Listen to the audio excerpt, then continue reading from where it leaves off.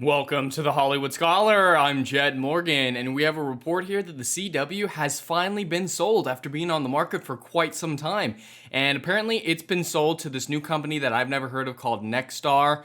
And it's kind of a weird deal going on. Apparently, they're going to get 75% of the stakes, whereas Warner, Disney, and Paramount, who previously owned it, will retain 12.5%. Some interesting stuff in there. All the original projects apparently are going forward. But this is just kind of funny news. I didn't think the CW would actually sell, mainly because of this report that came out in January that the CW has never been profitable despite the Arrowverse success.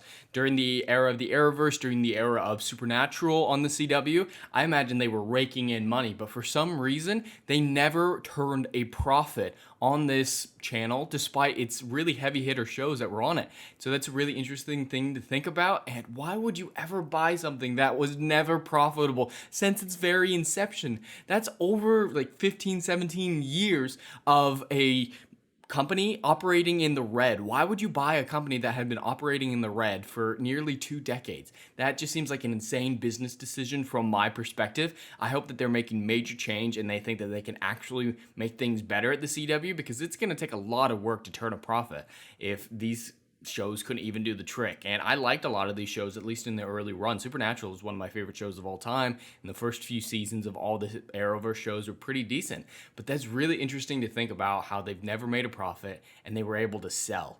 Like, I would not have bought it. I'm just going to put that out there. But the funniest thing is that in the last few years, their issues with profit have been worse than they've ever been before. Their ratings have cratered in the last 6 years, ever since 2016, when Hollywood went all full woke and things got really, really bad. It was kind of funny thing that came out with this sale that I want to talk about in a second here, is they seem to be like, hey, we don't want any white men watching it. We're going to be catering to the diversity audience out there. And so they crafted their shows off being way more alphabet friendly, way more diverse. And in and of themselves, those aren't bad things, but these seem to be done with malice to be like, we don't want white people watching.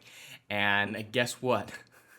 There's a report with this sale that says the average viewer of the CW is 58 years old. And in this report, it actually says white men in there too. So the one demographic that they wanted to alienate is the only demographic that stayed around. Old white dudes is the only people that stayed around to watch this garbage that had been out this last couple years. I find that hilarious. It's these old dudes just jerking off to all the lesbian shit that's going on in these shows. It's hilarious. But like, how can you not think that there's declining viewership in these shows when even The Flash, their last heavy hitter show in its recent season 8, did it ever beat 0.7? It beat 0.7 a little bit near the beginning of the season. That's 700,000 people watching. That's the best that they've got. And their demo range doesn't break 1 at all. And that's the percentage of 18 to 49-year-olds in the country. So that means less than 1%, most of the time less than 0.1% of a demographic of that demographic was actually watching this stuff. That's really bad for a show that's specifically targeted to a young, diverse audience. It's all these old white dudes jerking off to The Flash. And then Batwoman Season 3, that had the same type of deal, but it was even worse. It didn't even crack 0.6, 600,000 people watching. You didn't get that at all. And yeah, 0.08, 0.07. This is what the ratings have become in the CW. Why would they have purchased this? And it's just kind of do justice, especially with this report of it being old white dudes that are watching it. The one people they want to alienate are the only people that they didn't alienate. Now that's irony at its best. And you can see that with all the other shows. Legends of Tomorrow, I give it a pass for the first few seasons. I know it's hot, steamy garbage, but I love the first few seasons. But it's getting very similar to Batwoman ratings. Even Rivendell, which is another one of its heavy hitter shows, really isn't doing good. Holy crap, I didn't realize it was this bad. Riverdale really...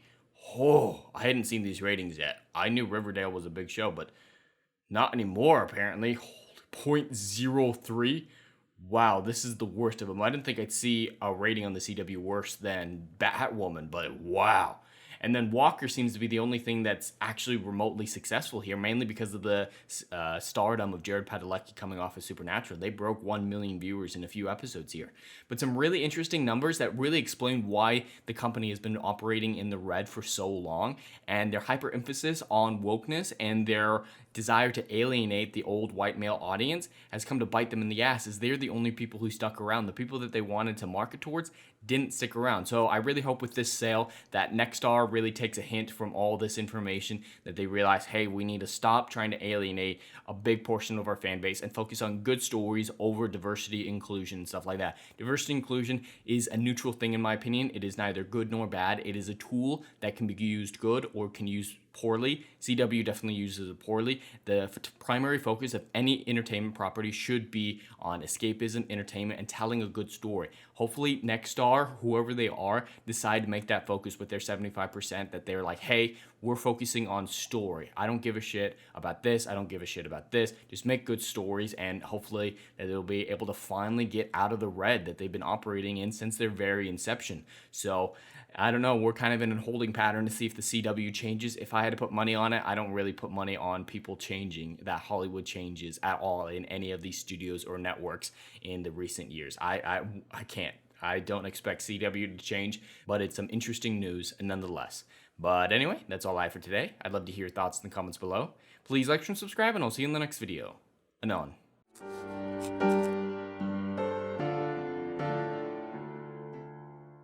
If you like what I do here and want to see good, compelling stories that Hollywood will no longer give you, check out my book series, Odyssey of a Phoenix, a mythological epic about philosophy, morality, and modern-day mental illness issues. Books 1, Down in Flames, and Book 2, Apocalypse Then, currently on sale. Book 3, Kill the Dark, coming soon.